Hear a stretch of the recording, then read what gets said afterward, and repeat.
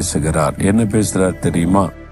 ஏசாயா 35:3 தளர்ந்த கைகளை திடப்படுத்தி தள்ளாடுகிற முழங்கால்களை பலப்படுத்துங்கள் என்று ஆண்டவர் சொல்றார். தளர்ந்த கைகளை திடப்படுத்தணுமா? தள்ளாடுகிற முழங்கால்களை பலப்படுத்துங்கள். உங்களை பார்த்தா சொல்றார். இது எதை குறிக்கிறதுன்னா, வேத புஸ்தகத்துல அதாவது ஆண்கள் தன்னுடைய கரங்களை உயர்த்தி ஆண்டவரை நோக்கி ஜெபிக்கிறதற்கு எப்பவும் ஆயத்தமா இருக்கணும்னு சொல்லப்பட்டிருக்கிறது. கைகளை உயர்த்தி ஜெபம் செய்வது, அதாவது தேவனை நோக்கி கைகளை ஏறெடுப்பது, அது ஜெபத்தை குறிக்கிறது. அதுல தளர்ந்து போயிட்டீங்களா? ஜெபத்துல சோர்ந்து போயிட்டீங்களா?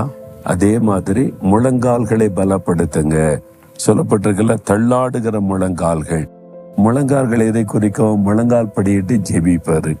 இந்த ரெண்டுமே ஜெபத்தை குறிக்கிற விஷயம். கைகளை